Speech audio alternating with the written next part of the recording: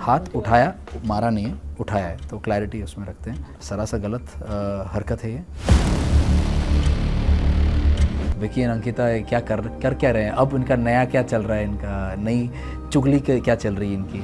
विकी और मुनव्वर दोनों शुरुआत से छठे हफ्ते तक नंबर गेम में पड़े हुए थे। क्या है कि अभिषेक बहुत ही इमोशनल इंसान है और उसका हर चीज़ ना, एक वो खुद ही बोलता है कि मैं हर चीज़ में ओवर हूँ। आप अपनी जर्नी किस तरह से देखते हो और आपका पहला रिएक्शन क्या था जब आपको मालूम पड़ा आप घर से निकलने वाले हो? मेरी जर्नी बहुत खूबसूरत रही है मेरे नज़रिए से। मैं बहुत खुश था जब मैं इस घर में एंटर हुआ।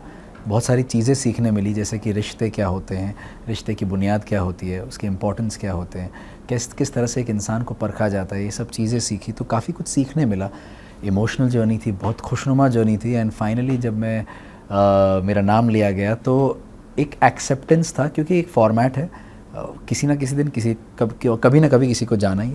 तो उस वक्त मेरा नाम लिखा था तो एक्सेप्टेंस था। इट वाज नॉट कि हाँ मैं चला गया, ऐसा नहीं था कुछ भी।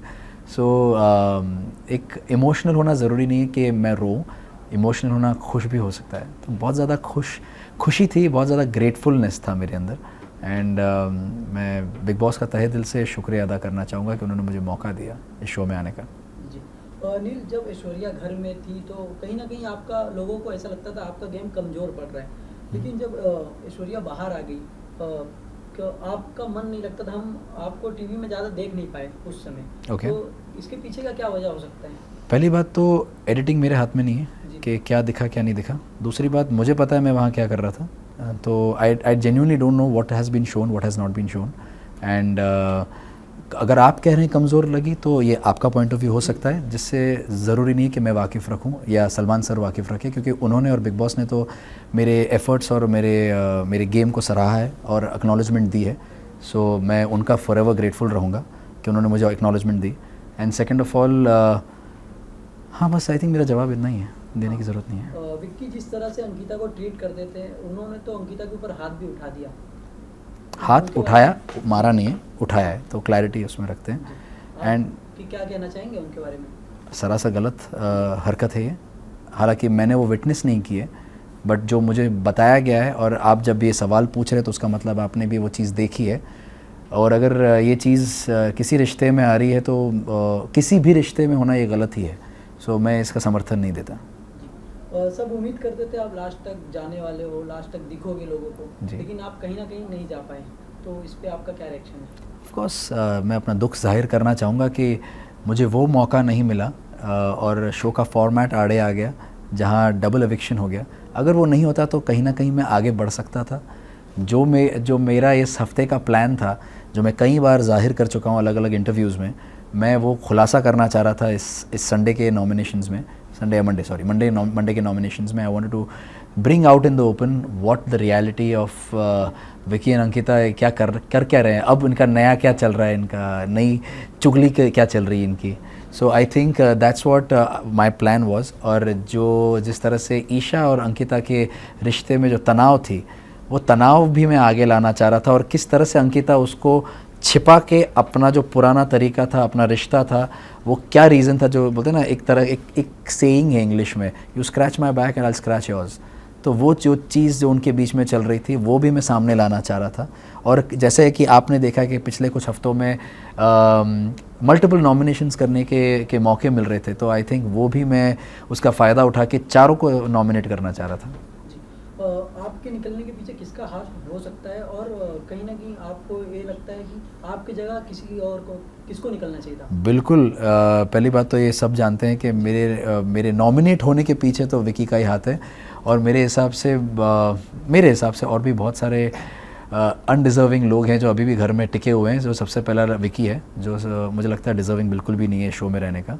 एंड उसके साथ साथ समर्थ, उन दोनों को पहले निकलना चाहिए। उसके बाद Isha, Ankita, they should be out of the house first.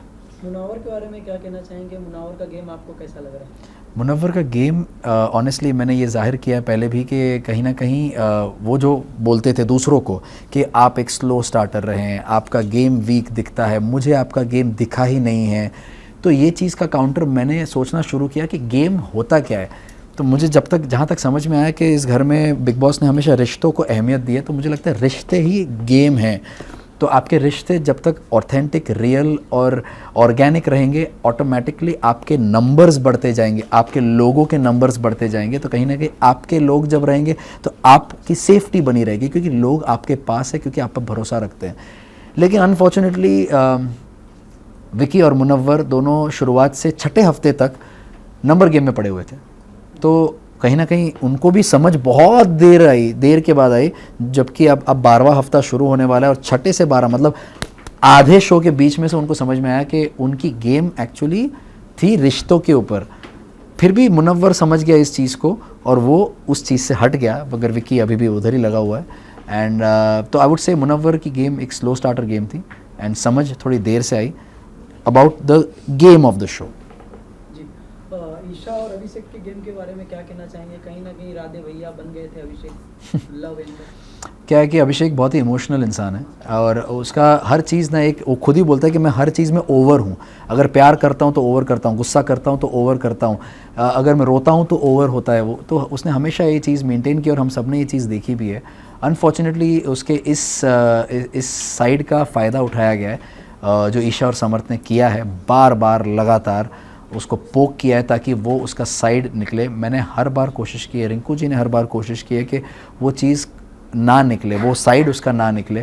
तो अनफॉर्चुनेटली ऐसे लोग हैं जो किसी के मेंटल हेल्थ का, किसी के इमोशन का, किसी के जज्बात के साथ खेलना उनको पसंद है। आप टॉप 3 में किसे देखते हैं और सलमान सर के बारे में क्या कहना चाहेंगे आप? मैं किसी को भी टॉप 3 में अभी फ़िलहाल नहीं देख सकता, बिकॉज़ बहुत जल्दी है, क्योंकि शो का फॉर्मेट ऐसा है कि कभी भी कुछ भी हो सकता है। और पता चले मैं यहाँ पर 3 नाम लूँ और डबल एविक्शन में 2 नाम निकल लिए तो फ़ायदा नहीं है टॉप 3 का नाम लेने का, अभी फ़िलहाल फ़ायदा नहीं है। जब और थोड़ा और नज़दीक आएगा, लास्ट के 1-2 हफ्ते रहेंगे, तब मैं आपको बता पाऊँगा कि टॉप 3 में कौन जा सकते हैं। और सलमान सर के बारे में इतना कहूँगा कि उनके लिए बहुत रिस्पेक्ट है, उनके लिए बहुत प्यार है। Thank you sir. Thank you so much for having me.